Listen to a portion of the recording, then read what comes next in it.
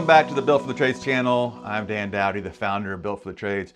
We're all about growing your leadership, helping you build self-operating businesses, profitable businesses, and businesses with an amazing culture. So if you're here as a business owner, as a manager, or just somebody who just wants to grow in leadership, welcome to our channel. Today I'm talking about how to lead by example, demonstrating professionalism and work ethic.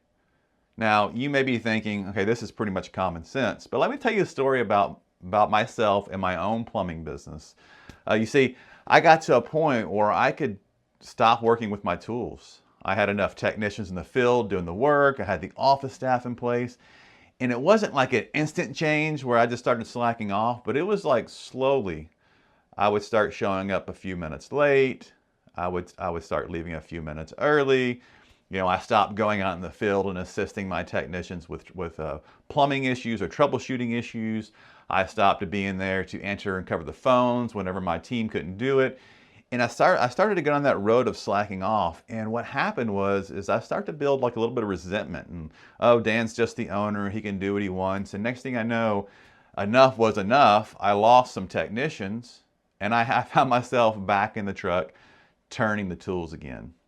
So if that's you and that happened to you, then these 5 steps are going to help you. If that's never happened to you, then congratulations. I wish I had these 5 steps that I'm going to share with you before it did happen to me. So as we dive in, I'm going to share these 5 steps and really start with number 1 being most important. And that's just setting the tone. You see, as leaders, our actions speak louder than words. And whether it's, showing up early or dressing appropriately or having a positive attitude, setting the tone for what you want to see in your team is crucial.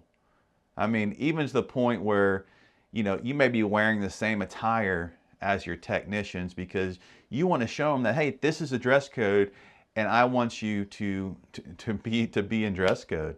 You see, setting the tone is something that we often don't see because we see the flaws in other people. And when it comes to setting the tone, when we see those flaws, we got to ask ourselves, are we leading that example? Number 2, and as I go through these 5 steps, I just want you to check in with yourself. Just kind of go through a little checklist as you're taking notes and just check in with yourself. And maybe you're doing all these, maybe you're doing 4 out of 5, maybe you're doing none of them. But I hope this video really can help you just kind of check in with yourself. Number 2 is clear communication. You see, effective communication when it comes to leading by example, it could be things like quality standards, deadlines, integrity.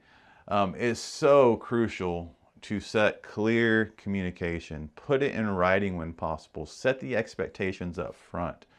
I shot a previous video on emotional intelligence and leadership in your plumbing business. I encourage you to go back and watch that after you watch this video. It talks more about how to communicate better with your team. Number 3, roll up your sleeves. Roll up your sleeves and bust your butt for your team. Show them that you're willing to do what it takes to get your hands dirty and work right alongside them. Whether it's troubleshooting that complex plumbing issue or getting in the trench and digging with your team, or maybe it's washing a truck or doing some administration tasks. You see, being a business owner or manager and growing your business to a certain point doesn't mean that you always get to keep your hands clean. There's certain times where you can feel it in your culture. We need to get back in there. You need to roll up your sleeves and you need to foster that, hey, I'm willing to do whatever it takes. I'm willing to do whatever I ask you to do. I'll never ask you to do anything that I'm not willing to do. That is so key and so important. Number 4, continuous learning. Whether it's you're going to trade shows and you're learning, you're reading books, you're listening to podcasts, you have, fostering that growth and that continuous learning that every day is an opportunity to get better. That makes up an amazing culture. I have a company that I work with that has weekly, like a weekly book club where they come together once a week and they're reading a book on leadership. And they're just talking about it. And it's not mandatory. It's just whoever wants to come voluntarily to the meetings, but they're growing together as a team. And that continuous learning starts with you, the leader. And number 5, One of the most important steps in these 5 steps is acknowledge and reward. It is so easy to point out the flaws in people, to point out the things that they're doing wrong. I've been a part of so many team meetings where it's an hour to 90 minutes of all the things that they're not doing right.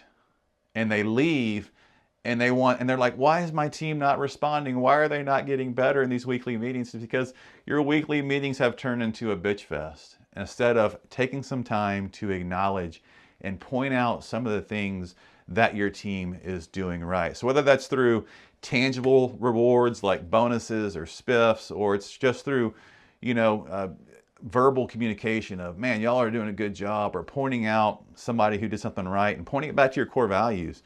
It's a great way to kind of bring the culture full circle and to let them know how good of a job they're doing.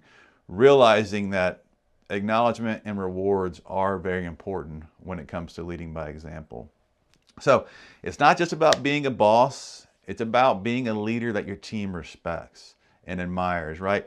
Embodying that professionalism and that work ethic, really to not only elevate your own leadership, but to elevate the team around you, inspire them, strive for excellence, show them that actions speak louder than words as a leader. Thank you for tuning in here to Built for the Trades. The 5 steps, once again, I just want to recap this for you. Number 1, set the tone. Number 2, clear communication. Number 3, roll up your sleeves. Number 4, continuous learning. And number 5, acknowledge and reward. Hopefully there's at least one of these steps that you can take away to get better at whenever it comes to leading by example.